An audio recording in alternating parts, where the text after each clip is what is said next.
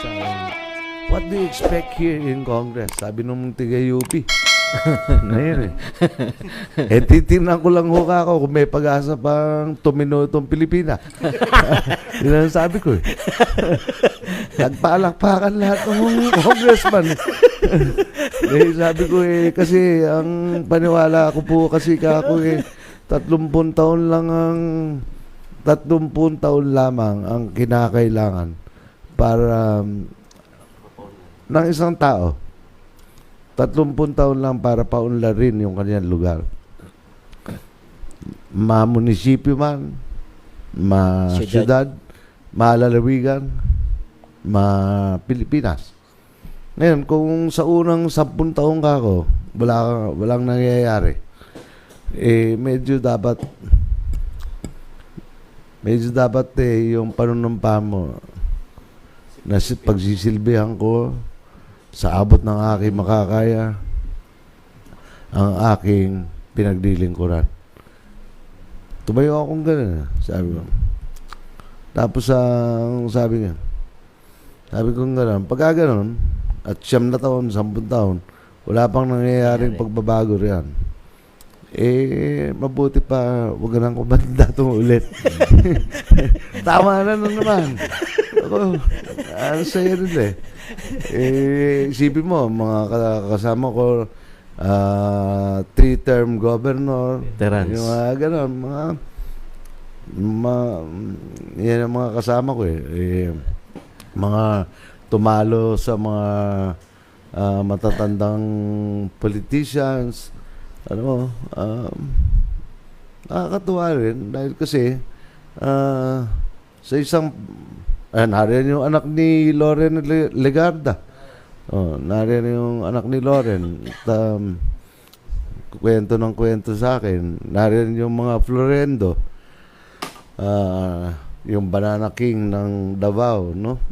So, nariyan ang iba't ibang uri ng tao. Ako'y mga Pilipino na nagsisilbi.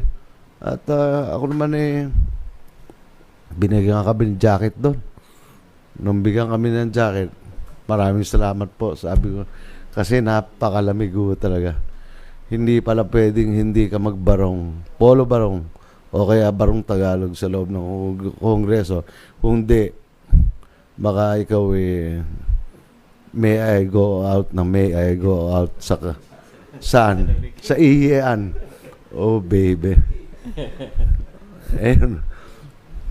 Malamig Sobra lamig. Anyway, nakita pala ako niyo. Ba't naka-live ba yan? Hindi pa. Ha? Record. Ewan ko kung... Hindi, naka-live ba nung kunin yan? I-pinost ba ng Congress yan? Hindi ko alam kung saan yun nakuha Anyway, wala naman akong dalang tigakuha ng video. First honor po ba kayo? Kayo po unang tinawag doon sa entablado Hindi. Valedictorian yata kayo Hindi. Ako? Summa cum. Hindi. Nagbibiro lang. Anyway, yun nga sa isang maikling salita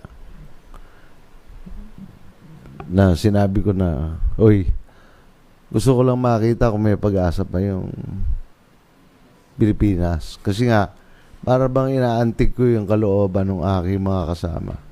Dahil kami lahat representante ng buong Pilipinas Kung may gagawin tayo, gawin naman natin if we will build our dream, pangarap na inumpisahan ko sa kabanatuan, sana maumpisahan namin.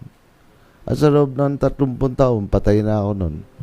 Pero, sa loob ng 30 taon, makakita man lang ng mga anak natin, ng ating mga apo, na yung Pilipinas, talagang karapat dapat nating paghirapan. At yung Pilipinas ay dapat nating mahalin. At ilagay natin sa ayos. Yun ang akin.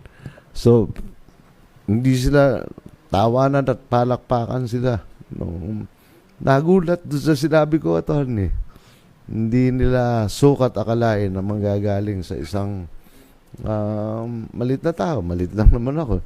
They didn't they did not expect to hear that reply.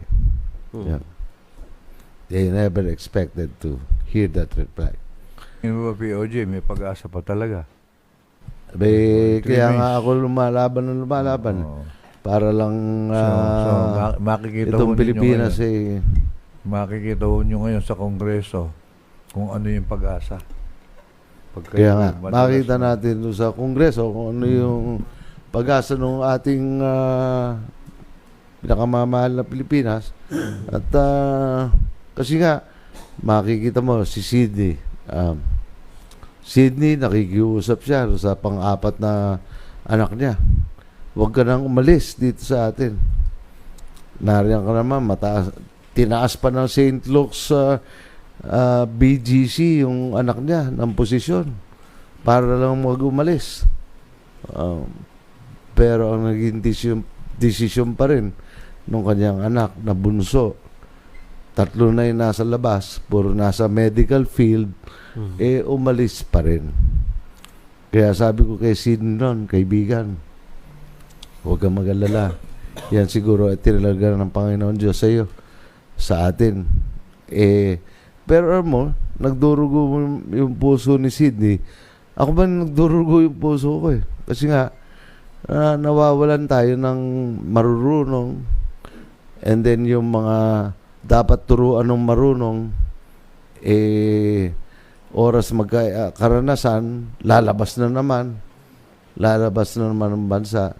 Samantalang tayo, narito, nakasadlak sa dusa. Yun ang akin.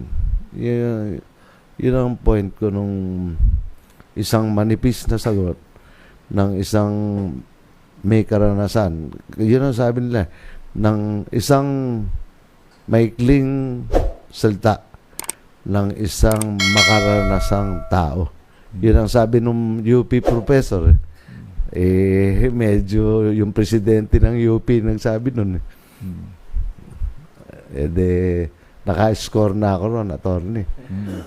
Ako nag-umpisa ng lahat At saka dito POJ sa Congressman J. Vergara, naninibago ko.